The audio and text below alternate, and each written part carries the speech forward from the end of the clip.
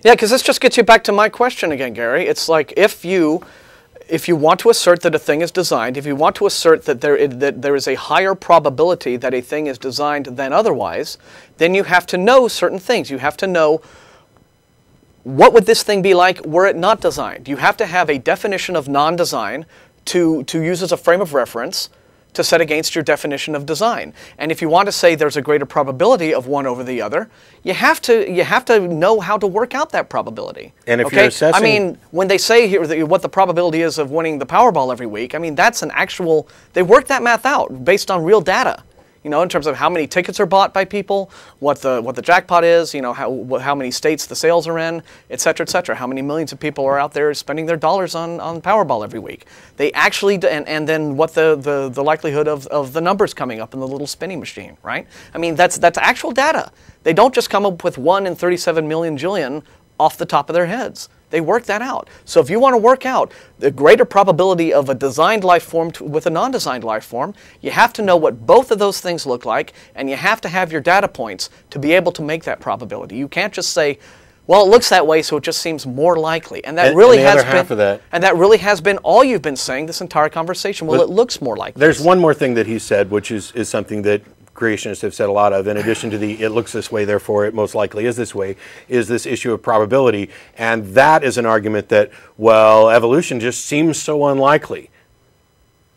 Well, why is that? Well, that's a valid claim. I mean, I know people on both sides of the debate who have supposedly calculated the mathematical improbabilities for it. I mean, I know for a fact that this issue was discussed in the Dover trial and on the intelligent design side of it. I know Dr. William Dembski has written extensive algorithms on the subject. Yeah, and I know why he's wrong.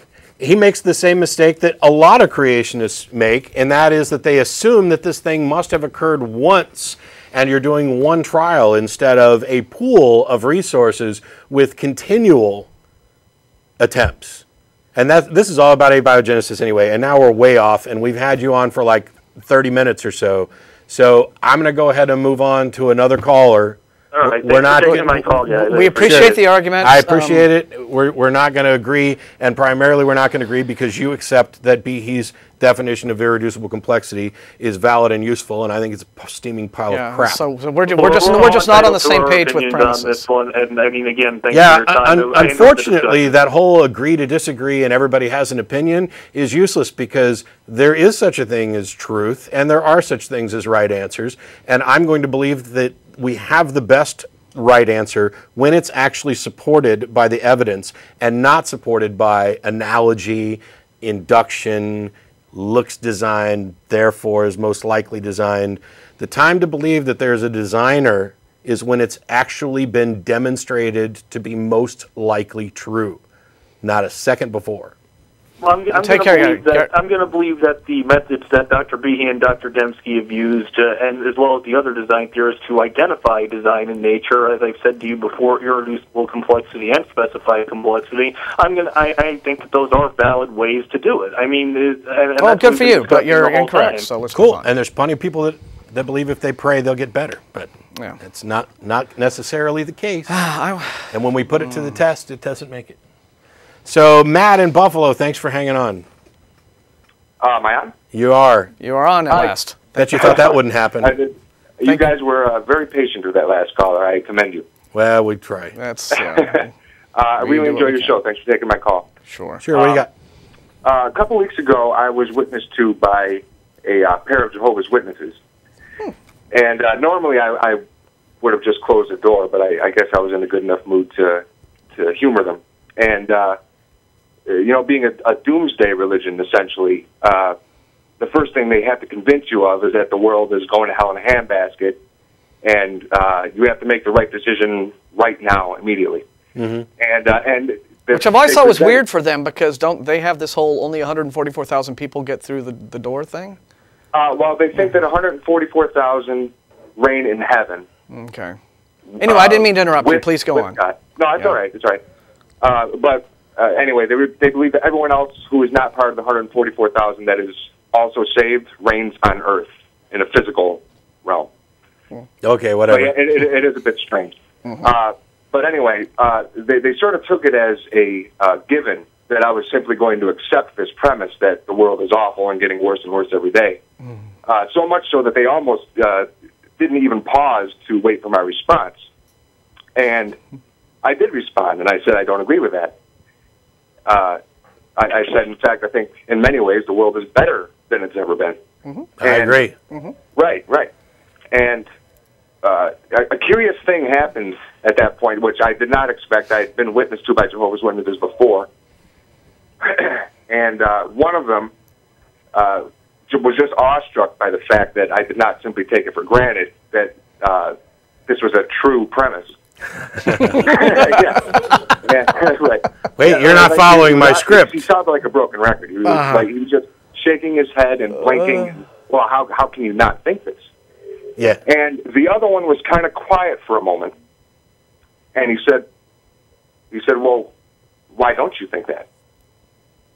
And I was impressed with that question. I really was. It was not something that a Jehovah's Witness had ever asked me before. Okay. And I have Jehovah's Witnesses in my extended family, so it's something that I've been exposed to from time to time. All right. And that is simply not a question that they ask very often, at least in my experience. Yeah. Now it was only a short conversation. We weren't obviously going to fully convince anyone to change their minds on an opinion, but it did get me to thinking about the nature of false belief versus dogma. And I know, Matt, that something you're fond of saying on your show is your belief informs your actions. Yeah. And I certainly agree with that. I think it's true. But I also think that it's incomplete. I also believe that your actions can inform your beliefs.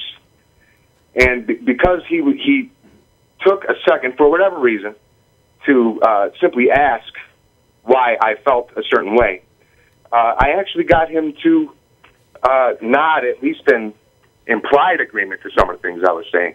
I don't know that I actually changed his mind on anything. Yeah. Well, you exposed him to I'm a sorry, perspective that he has simply never been exposed to before. Well, And, the one that took the time to listen to me was substantially younger than the other. I don't know if that had anything to do with it. The more resistant one was a guy he looked to be in his late middle age. And he may have just had longer to root himself into to an unchanging belief. Yeah, probably.